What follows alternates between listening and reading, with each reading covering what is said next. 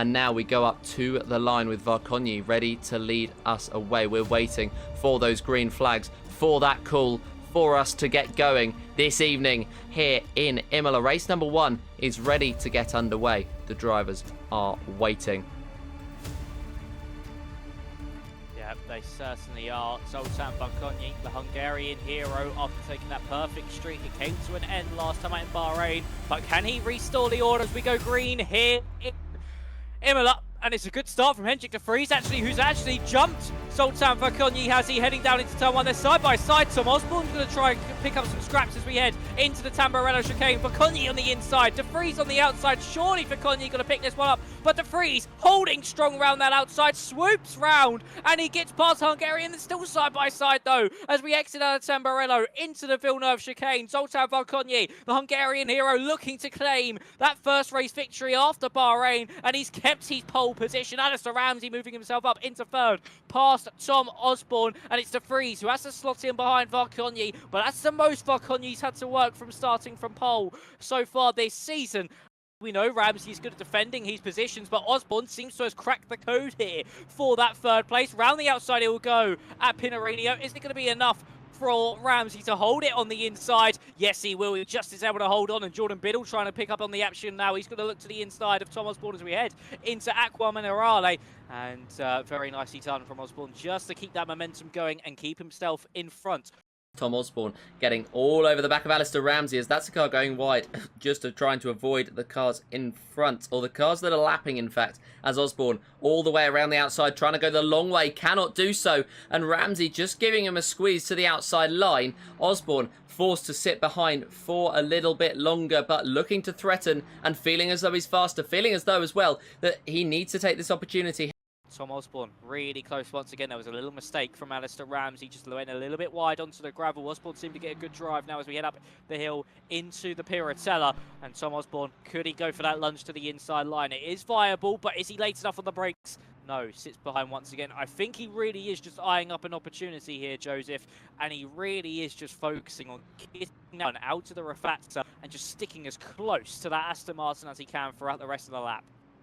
That's all he can really do at the moment, because you feel as though if he wanted to make his way past, if he was able to make his way past, then he certainly would do at the earliest possible opportunity, but instead he's feeling like he has to sit in behind and wait and wait and wait for his opportunity to strike. And, well, it's very, very patient. It's a very patient game that I certainly would not be able to play.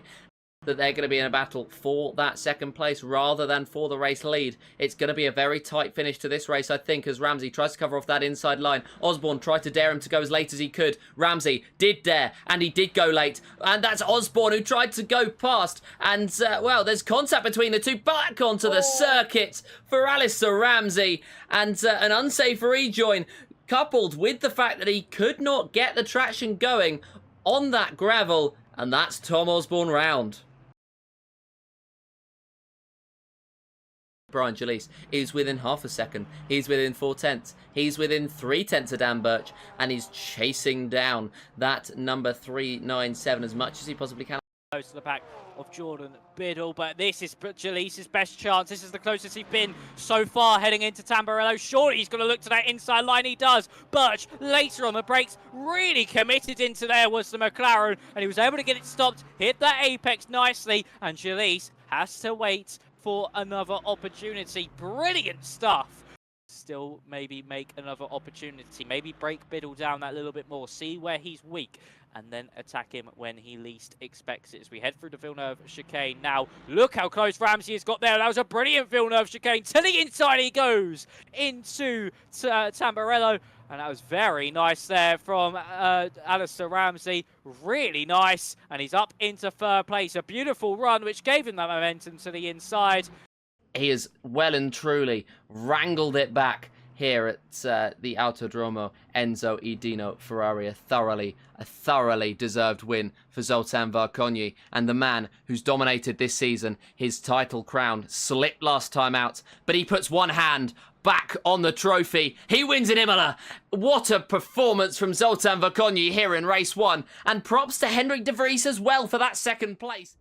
And we go green once again here in Imola, and it seems to be another brilliant start from Hendrik de Vries on that inside line. Is this the opportunity he needs? Is this finally going to be the streak of Zoltan's P1s taken away from him on the opening lap as we head into the first corner of Tamburello? De Vries just tucks in behind, looking for that better run. Pure being pushed out there by Ramsey. That could allow Dan Wilson to now attack the Lexus driver in the Lamborghini. Here comes De Vries though, with that momentum, with that aggression now to the inside line of the Villeneuve chicane. It won't be enough though as Vercogni goes deep into the corner though. Vercogni goes wide. De Vries hits the front of the field on that one. Here comes Pure now to the inside of Zoltan Vercogni. The robot has finally made a mistake. He is imperfect after all. And Zoltan Vercogni, that streak of leading after the first lap when he gets pole position, has finally come to an end. And here comes Robert Pure now to the inside once more, but still has to defend from Dan Wilson behind. They're side by side, and Pure comes out on top in front of the Lamborghini driver.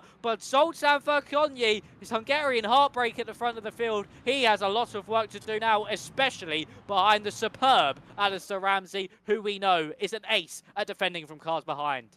As we've got a side-by-side move here, Tom Osborne just trying to attack up ahead as Dan Wilson just loses the position to Robert Pure. A bit of dust thrown up, but that was from Zoltan Vercogni up ahead. And they're side-by-side between these cars. There's somebody off in the background, Daniel Christo, down the end side of Tom Osborne, and making that move stick.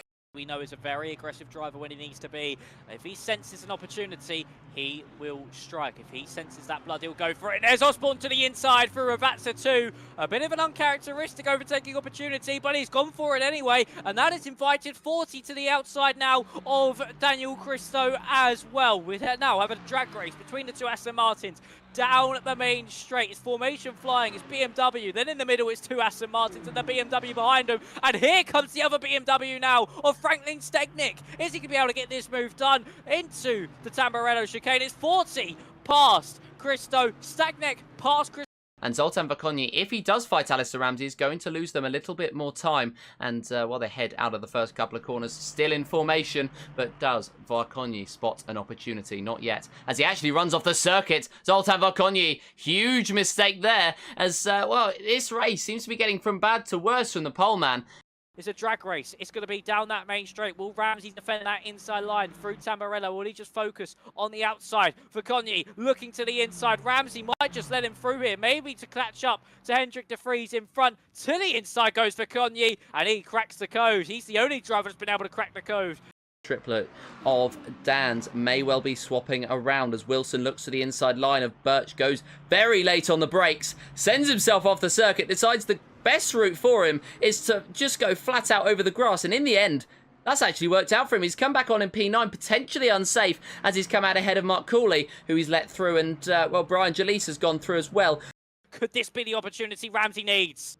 This may well be, and he's down that inside line. There's contact between the two, as Ramsey's gone too deep into it. 40 now getting the drive he needs out of the very anti-outer. De Vries has a slide, so this could invite 40 to go for the move as freely as he wants. He's looking to the outside line of the Ravazza. Is Pure just going to try slot in behind and defend this one? Yes, he is. It's 40 round the outside, Pure on the inside line as they head through Ravazza 1 into Ravazza 2. Pure just streaks clear, and De Vries now once again all over the back of Jordan 40. The Aston Martin all over the back of the Lexus, pulls to that outside line as we head down into Tamburello. Late on the brakes, he will go, but Pure able to defend that one really nicely. He may have shown he's imperfect, but he's kept that perfect run alive. So Zoltan Vercogni, after a disappointing Bahrain, he hits the front once more and extends that championship lead even further once he crosses the line. It will be Alistair Ramsey in second. And what a drive, Robert Pure. You have really enjoyed this Lexus. The slippery machine, impossible to overtake, moves into third and takes third.